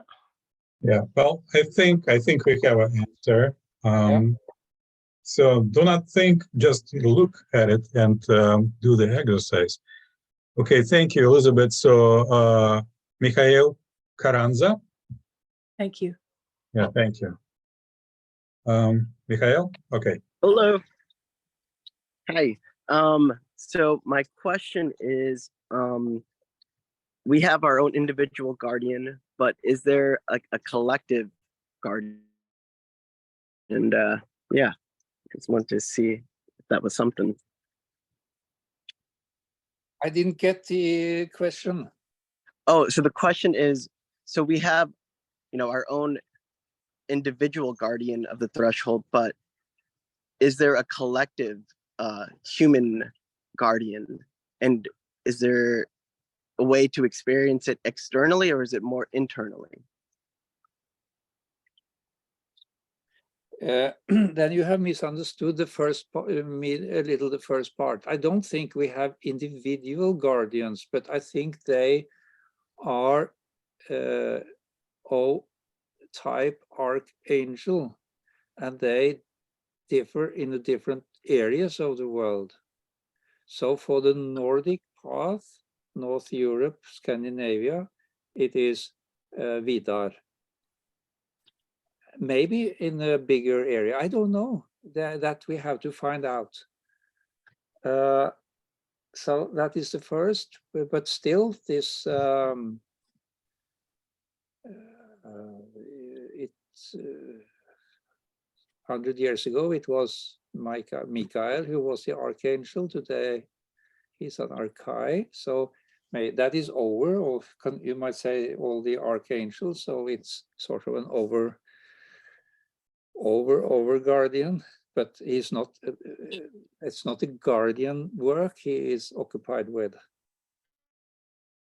And then the last part of the question was, what was that? Now you froze. Oh yeah, you kind of froze too. It was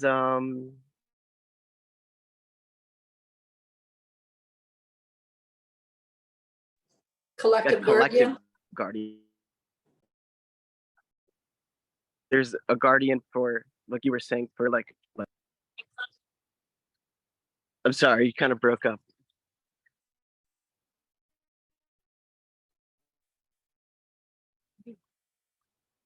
Okay, Andre, we go.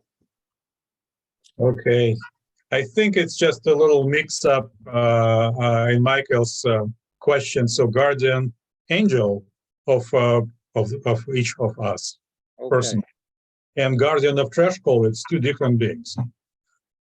Okay, okay, Michael. We will wait until connection will be better. So now it's Michael Frosch. Hi, hello. Hi, hello. I'm with Anthony, Linda, who's next to me, and I are organizing Ara's trip to Canada. And because it's been mentioned a few times, I just thought I'd say something very specific about it. So we've asked Ara to come to Canada at the end of, and he offered a 2-week period at the end of October, from the 16th of October to the 30th. And at the moment, there are a number of places in Canada that have committed to hosting Ara. He'll start in Nova Scotia, I can't remember the town, but it's about an hour away from Halifax. Then he'll be in Toronto, Montreal, Duncan, and then Vancouver. And each of the visits, well, Montreal, he's only there for a day, Nova Scotia for 3 days, Toronto for 3 days, Duncan for 2 days, and in Vancouver for 4 days. And we haven't, Ara and us haven't finalized the exact topics, but Ara gave a range of topics that he recommended he speak to. Healing through the Christ consciousness was one of those topics, among many others. So I think, Ara already mentioned that the healing element in relationship to this journey towards the guardian, through the 3 levels of the elemental world, would be an appropriate, would be a good topic. So I'm sure that's possible to make that opportunity, and anybody from the States who can come up is obviously more than welcome if you can make it up here to one of those from the lower 48. Sorry, yeah, the lower. Somebody that's right. from the lower 48.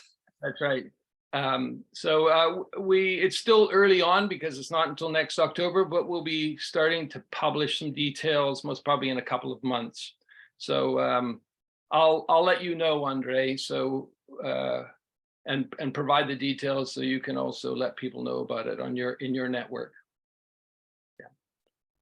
Yeah, thank you, Michael, for doing this. And yes, you can use me as a source of distributing your information. So at least I will forward it to all our participants, all your information about workshops. Sure. Thank you. Thank you. And thank you, Andre, for organizing this. And thank you, Ara, for today's session. Really appreciate it. Okay, Joe Savage. Joe? Yes. Hi. Hi. So I have two observation questions. The first observation is that in reading Steiner's presentation of this path, he talks about first that what we develop are moral feelings that come from the experience. And in reading A Road to Self-Knowledge and other places, Steiner talks about that it takes a while for these feelings to turn into imaginations, that as we go to bed at night, our astral body has to reorganize us so that we, in our etheric bodies, so that we can build these into pictures so that we begin to experience the actual etheric world, and that takes a while. And the first pictures that we experience are kind of chaotic. I'm just wondering if this is a correct picture of how this path works. That's number one. The second one is that Steiner talks about the fact that when we are developing ourselves, we are moving outside of our astral body is slightly moving outside of our physical body, and that if we do not do the 6 basic exercises that he talks about to protect ourselves, that other elemental beings can enter us while we are outside. And is it important that during this path, we also develop the 6 basic exercises? Yeah, well, now this last part, the second question, was addressed by Joanna von Kaiserlink, the danger of the elemental beings. And that is a path through the elemental world. You see, very important is that at Rudolf Steiner's time, the path through the elemental world was shut. It was possible to travel there, but it was dangerous. And those who accidentally traveled to the second realm, for example, Rudolf Steiner was then upset about that and said, don't do that. Because at that time, 2/3 of the elemental world was shut. It was not accessible for human beings, except if you had, of course, you can travel to Bhutan by yourself walking, but it is sort of, you have to have the government there have to accept you. So that is one difference. And the first was where you went through the etheric world, which was the path that was used before the elemental world opened. And the Nordic path is based on traveling straight through the elemental world. And there, if you then do that with your consciousness, you are not attacked by elemental beings. So there is some changes in 100 years, and that is what I several times have addressed in lectures. What's important to understand is the changes in the spiritual elemental world the last 100 years, and they are quite big. There are other spiritual beings to relate to. The elemental world is open.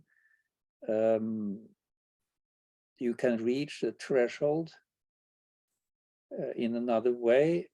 So So the answer is that yes, you have to develop, of course, the moral. That is for all times. You have to be, when you go one step in knowledge, you have to go 2 or 3 steps in moral. Otherwise, you can misuse it. And many do. The left-hand lodges, they misuse it as we speak, especially through the elemental world and also the etheric world. And we have to be aware of that. Not use it for ourselves, but to help our fellow beings, or do it in healing, not for our own gain, but for others. So all these things are important. But first we have to travel there to be aware of these problems, of course. That's why I have tried to put you on this path. And then we come to the more specific problems or traps and so on, which when we have our consciousness is not that big. Was that an answer? Yes, that answered the second question, but not the first. Okay, repeat the first. The first was, does this path go first through feelings before it develops imaginations? No. No. Not the Nordic. Okay, because Steiner seemed to point out that we develop imaginations we develop these moral feelings that then become imaginations. Well, the morality, okay, then I maybe misunderstood you. You said feelings. The moral feeling, that is developed also on the northern path, yes. Right. That is not through the etheric world.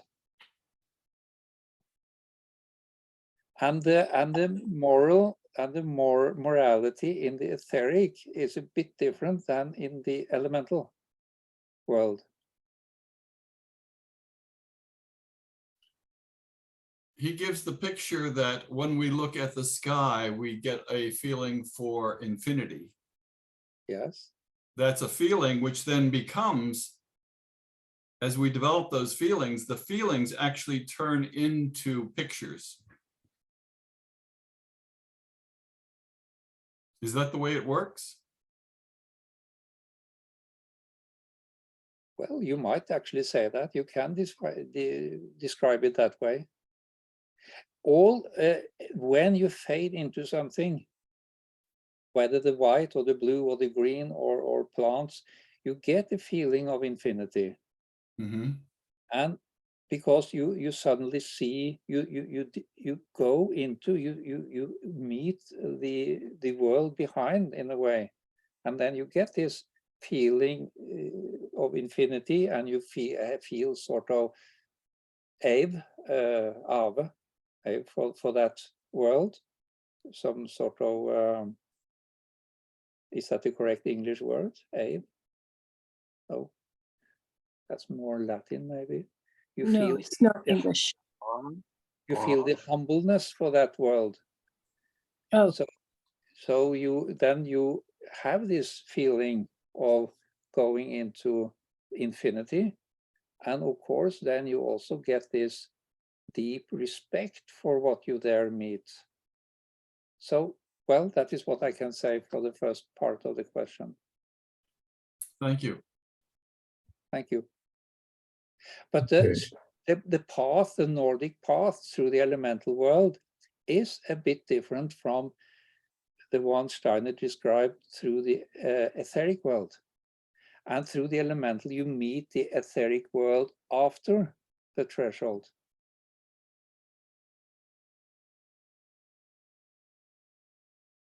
Yeah.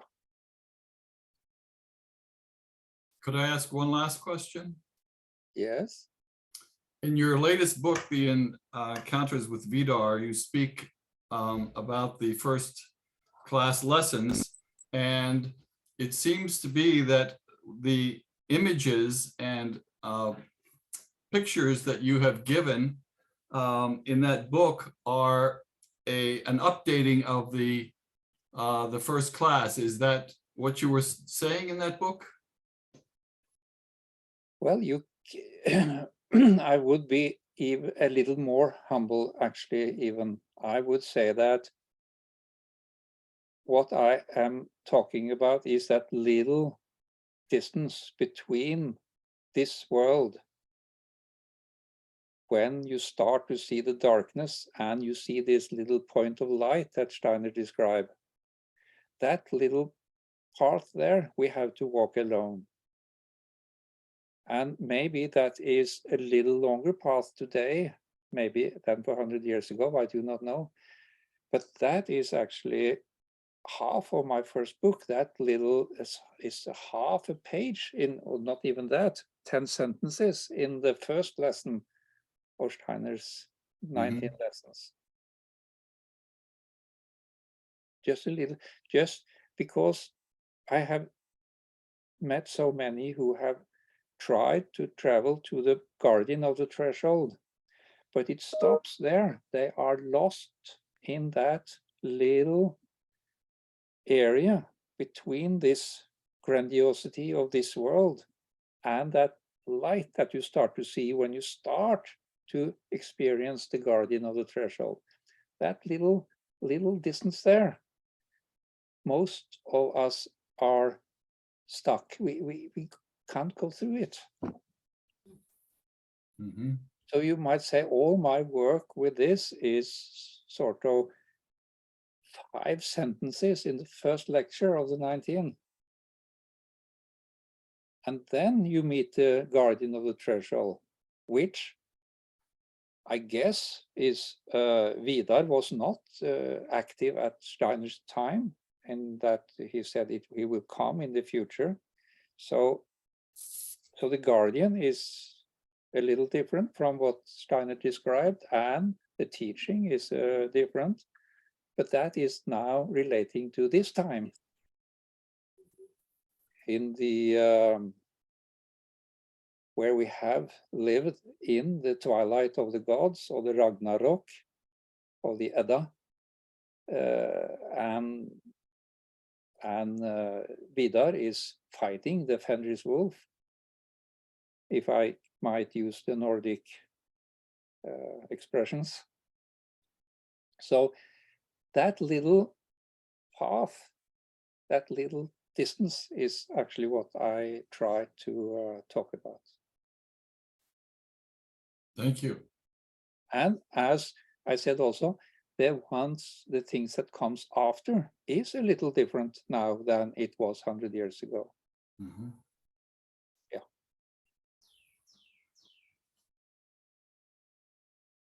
So, okay, Joe, you're done? Okay, thank you. Okay, Mary Louise. How long have we done? Is it 2 hours and a quarter now?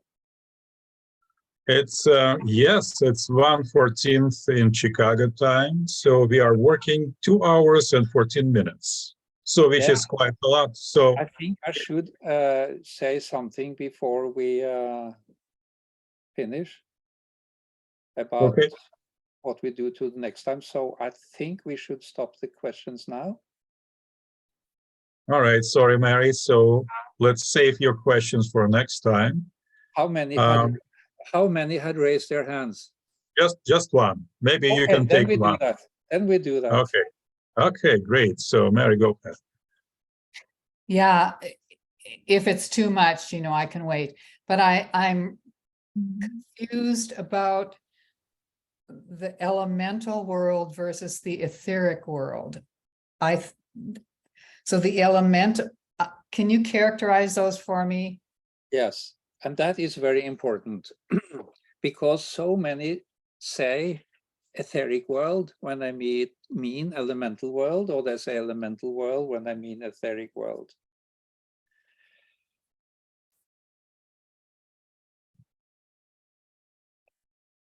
As you know from Rudolf Steiner, there was a war in heaven for a long time, and Michael was fighting. He had a sword at that time. And in 1879, he threw the spirits of darkness, that was actually the Luciferic spirits, down on the earth. Yes, he sort of cleared the spiritual world for the adversarial forces. And after that, some years after, maybe 60, 50 years after Christ, this was cleared. Christ had the ability then to come into this spiritual world, which is the etheric world. And that's why Christ can today be found in the etheric world. And today there is no adversarial forces in the etheric world because they have been cleared, cleansed, been fought, been conquered, and thrown down on the earth, as Bible expresses it. And what is earth? Earth is the elemental world. Oh. The elemental world is a world of the elements, and that's where we live.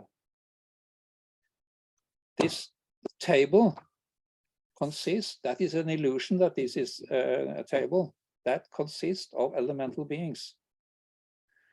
This light is an illusion. It consists of elemental beings. Water, this tea, which I forgot to drink, consists of elemental beings. That is not the etheric world. That is the elemental world. And to go through this physical, which is an illusion, of course, world, and then we come to the threshold of the spiritual world, which is the elemental world. But still, which is the etheric world, I mean, sorry. And still this etheric world is part of our universe, our cosmos. And still not the devacanic world, which is the sort of the second floor of all this travel. So we are in the cellar. That is the elemental world. Then we have to go up the stairs from the cellar, third, second, first elemental world. Then we reach the door where we come into the hall, and that is the guardian of the threshold. Then we come into the ground floor, which is the etheric world, and then where we can meet or experience the Christ. Then we can go upstairs to the sleeping rooms in the first floor, and that is the devacanic world. Was that clear? That was very helpful. So there are no elemental beings in the etheric world. No. Right, I mean, right, correct. Okay. And the etheric world is actually it can be referred to as the spiritual world. That is sort of the spiritual world of our universe. But not still the devacanic world, which is still, that is a bedroom upstairs. Yeah, the loft. Or the loft. No, the devacanic is 2 levels. So you have the second floor or the first floor, whatever you call it in English, and then you have the loft. Mm-hmm. And from that devacanic world, there are other cosmoses, other universes, which is totally different. And some beings have come from there to our universe, but that is another case. That is when they are needed, they can come from there. And Steiner mentioned once that spirit came from another universe. And they have their own agenda. Yeah, okay. That was the last question. Thank you. Very clear, helpful. I hope so. Okay, so it's no questions, so and we can start to conclude. Yeah, and there is, after hearing your questions and your reports, I am very, very satisfied. This goes exactly where I thought and I wanted. And you will also see, as you surely have seen, Andre, that if we as 100 people suddenly are going through London, we will all have different stories. Some meet the red bus, some meet not a red bus. I mean, so this all is more or less individual, although we are all traveling through the elemental world. The main mistake, or the main mistake, the main thing you do wrong is to not pay attention to the philosophy of freedom. You conceptualize what you experience. And that is the main thing. You stop and you think, and you say, oh, that's that, or that's that. That is the training for the next time, the next 2 months. That is not to conceptualize your observations. Yeah, that was very simple. A conclusion. So continue. You can use sugar. That is very interesting, actually. As Steiner commented, you can use a plant. You can continue to use a flame. Not, and those of you who have trained before, slow down and not too fast. Not go too fast. Yeah. Okay. So with this, I will thank you for this session. And I will welcome you again in 2 months. Shall we do already now the date, Andre? Yeah. I think so. I think we can open our calendars and see what's works for you. So this is 18th of March.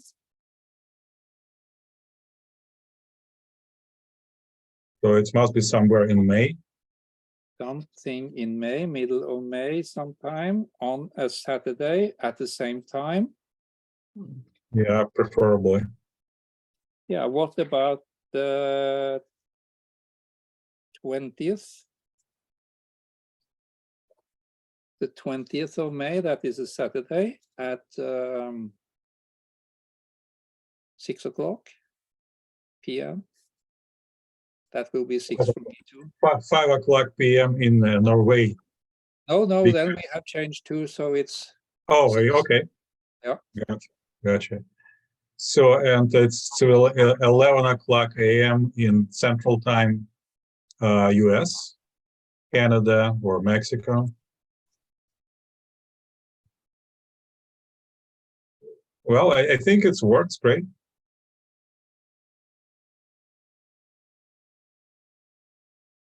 Very good. Yes, I'm actually very happy. I'm very happy now. I like this. Mm-hmm. All right. So, dear Ari, thank you so much for this session and for all your wisdom and instructions. So, dear friends, yeah, please feel free to unmute your devices and lively thank Ari and thank you, Ari. Thank you, we'll Ari. meet you in May. Thank you very much. Thank you. Thank you. Blessings on the work. Thank you. Thank you. Thank you. Thank you. Thank Thank you. Thank you. Okay. Thank you, Ari. Thank you, Ari. Thank you, Andre. Thank you. Thank you. And again, thank you to Andre. Thank you. Thank you, Anthony. And thank you, all of you. Bye. Hi. Bye. Hi. Hi, yeah. I'm glad you're here. Well.